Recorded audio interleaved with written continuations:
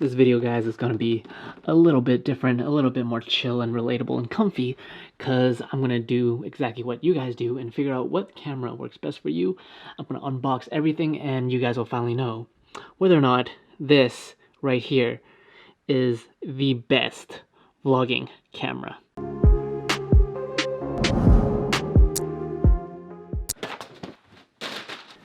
This video is going to be a little bit different. So if y'all want to follow along when it comes to what camera gear should I get, this was the basic setup that I picked out for work, and whether or not you guys want to see if it works, is the right budget for me.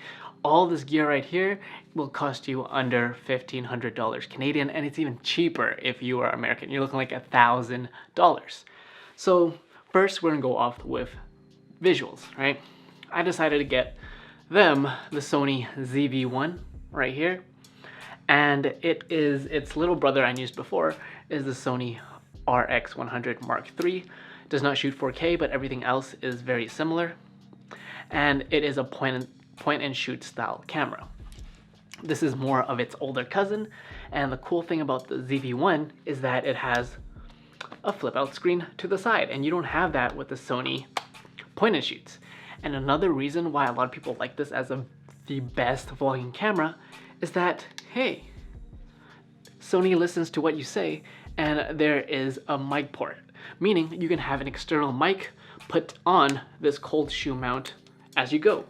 And although the Sony does come with this little wind muff thing that covers up the microphone on top, like you already know, cameras with built-in mics aren't always the most, they don't really do the most efficient job, right?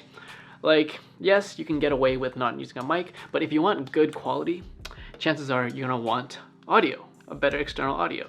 So I'll put this to the side for now. I'll talk about audio next, but next, I'm gonna talk about why I decided to get the Vlogger kit, because it was on sale. Ideally, what I would want you to get is not to get the Vlogger kit, and all you really need is the Manfrotto Pixie Evo. You can hold it to vlog, but since it was $50 and it was technically on sale, this is the Sony little tripod. And the cool thing about this is it opens up, you can stand it, but there's controls here, right? And you can literally press record your movies and start vlogging on this little guy, so you don't have to worry about going around and pressing it. But the reality is you don't really need to worry about pressing all that. It's a little gimmicky, but if it's on a discount, why not get this? So you can press record there, zoom in, zoom out with all these buttons. And at first I thought that you need a battery with this, and it is the 20CR32. And this does come with, it's like a watch battery, right? Next, what you'll need is memory. And yes, the Vlogger kit does come with like a generic SD card, but what I recommend is you getting the SanDisk 64 gigs, but you also get 128 gigs, but 64 is more than enough if you are just recording like a YouTube vlog channel for yourself. This is the highest one that I would recommend, and it is of good quality. So get that guy right now. And also make sure to have the best video settings. I'll talk about that next as well. So pop that in, click it, turn it on. The cool thing about this guy, look, it flips around like a DSLR. And before you put in any new SD card into your camera, what you want to do is you want to make sure you format your memory card. So you do that by going into menu. One thing I'm not a fan of with Sony is their menu system is not the most user-friendly, right? Going down all the way to the toolbox and going to format, and then pressing enter. Wait till it formats the card, and it will create an automatic DCIM or private. That's the folder for if you use Sony, and that is for this guy. And like I was talking, this is the battery for the little Vlogger guy. Super easy. Open up the legs of this. It's a little weird mechanism. Push 1, push 2. Pop this bad boy right in here.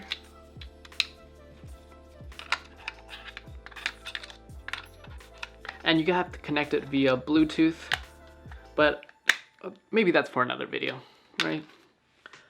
So now, all it is you just put this on here, has a little twisty knob.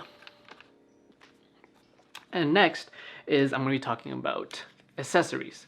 So accessories is things like battery. So the ZV-1 runs on these guys. It is the NP BX1s, which ironically is the exact same as the RX Mark 100 Mark III. And me knowing how well these batteries last, they're not that great. Maybe you're looking at 30 minutes continuous, 4K, probably even shorter. And one of the things I know is that I wish they used a little bit of maybe a proprietary, maybe a different battery, but you know, this will get the job done. And I picked up 2 of these guys, right? And the next accessory is you'll also need the charging station, because to charge this via USB is gonna take some time.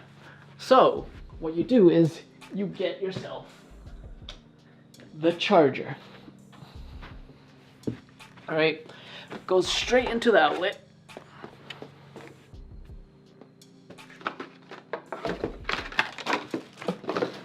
And it can charge multiple types of batteries, right? But since we're using an X-type battery, all you need to do, flick it up, pop it in like this, and it'll tell you the loading bar and the loading screen, and plug it in, and make sure you have at least one of them. I picked up 2, especially if you know that you're gonna be recording for a long time. What we're gonna be talking about is audio. And I got sold by the salesperson, and they're like, I was thinking getting the Rode Video Mic Pro Plus, or the Video Micro, which I already have, but I wanted to up the quality just a little bit, and he told me to get the Deity D3 Pro right here. As you can see, condenser, microphone has different options, decibel options right here for you, chargeable battery, and I will see how this actually does when you turn it on, and I will do a video test on this guy. But all it does is go on top of the cold shoe right here, plug this guy into here, and then a little strange that Sony does this. Usually it's on the left side as well as in my Nikon Z50, but the microphone port is all the way on the other side. But since this is a stringy cable, no big problem.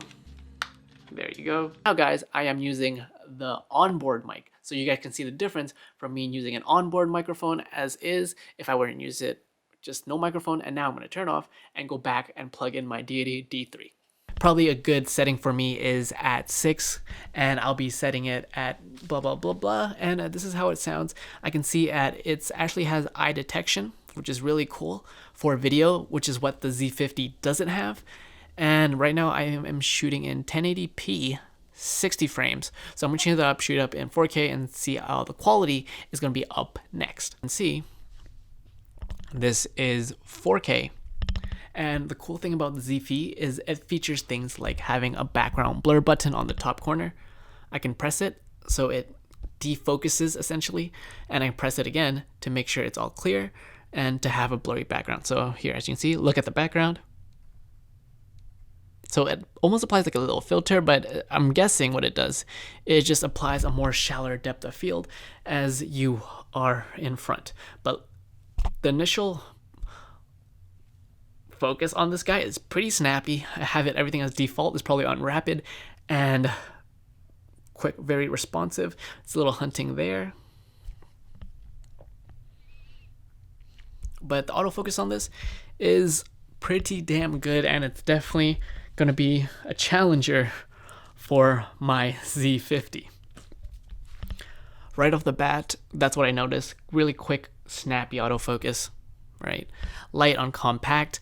And if you're looking for something that is just a point and shoot, this might be a candidate for you if you're not too big into like not wanting to like change lenses and all that stuff. I noticed on the Z50 now is that there's no like ring on it, where I'm used to my old school right here. It has a little focus ring. This is the Sony RX3. There's a little ring on here, but this guy does not have that. The initial technically unboxing of this. And of course, I also picked up a tripod for this. And if you're trying to stay under a budget, what I picked up was the Manfrotto, what is this? Compact Light right here. Gets the job done. Not as robust as compared to the Advanced Compact, the one that I have that actually tilts, but it does the job, right? So it doesn't have a quick release plate on it, which, yes, you know, might be a deal breaker for some. And this is your own 4K. Yes, it shoots 4K, 1080p in 960 frames. Has a little flippy out screen right here, as you can see, which the Z50 does not. It has pretty quick autofocus. It has things like modes where if you want to put something up into the camera, it has a pretty quick time in terms of focusing and on your hand and on the background. Pretty snappy. You can change the mode of this. Has vibration reduction and has an external, like, this is actually a competitor to the Z50, believe it or not. But the only advantage of the Z50 over this guy is you got an APS-C sensor, and this guy you have a little bit of a smaller sensor, right, to be fitting in this pocket-sized camera. So now I have the ZV-1 on full auto, and this is actually a test for it because of the ring light, it's having a little bit of a hard time catching focus, but it's actually doing a pretty darn good job now. Everything's on auto, 1/25, shutter speed 2, aperture, and 160 ISO. And this is what it looks like with having a well-lit subject, me. And if I take this off my glasses, probably have a lot more better time looking at the quality. And you can actually compare from the beginning with my Z50 with the ZV-1. And this is what it looks like if you were to vlog, hand holding it indoors and with the Deity D3. And this is the quality of the ZV-1. Is it the best contender for the best vlogging camera? I think it's pretty damn up there, especially if you don't shoot. So right now I am recording on the ZV-1 outdoors, fully automatic, with the Deity D3 Pro. I have internal VR turned on, and first thing I noticed about this guy is, although I'm putting it on fully auto, background is a little bit overblown, but what do you expect from a smaller sized camera? So let's get into the specific specs of the ZV-1. So the ZV-1 was released in 2020, and it is pretty new compared to the Nikon Z50, which was released in 2019. So the ZV-1 features a 20 megapixel 1-inch BSI CMOS sensor. You're looking at 20.4 megapixels, shoots up to 12,800 ISO. You're looking at a 24 to 70 millimeter focal length. That's a fixed focal length, and it has built-in vibration reduction or optical image stabilization. That's what Sony likes to call it. VR is the same thing. And it has a fully articulating screen, as well as a 3.5 millimeter male-to-male audio jack, so you can plug in an external microphone. And that's a big plus and bonus for these little pocket-sized cameras. And one of the reasons that whether or not you should pick this camera up, there's a lot of hype about, oh, this is the best YouTube vlogging gear setup. This is the best camera that you should get. Who do I recommend it for? I recommend it for someone that just is on the run, doesn't really give a crap about camera gear, picking up different lenses, image sensor size and quality and bokeh. All you want to do is press record, film your little YouTube videos. You don't care about text, definitely pick this up. I think it's the best on the market. Is the best YouTube camera? Probably not, right? But if you're not someone that's tech savvy and doesn't want to get all the technicalities and the wormhole that I know of camera equipment, audio, tripod, all that stuff, pick this guy up. You're looking at 24 to 70. Pick up 2 extra batteries, because one of the downsides of using this guy is that battery life is not that good. It still uses the Sony RX Mark 100 batteries, which will last you maybe 20 minutes of continuous 4K recording. Let me know if I'm wrong. And for those who want to look for a better upgrade and have more versatility and professional, for all my fellow video editors and videographers out there, you are more likely to get something like a Z50 that lets you change your lenses, that lets you have the ability to put this bad boy on a gimbal and just have a lot more control of your video. But like I said, best, I'd say entry level consumer, not so much like an enthusiast if you want to, start making money.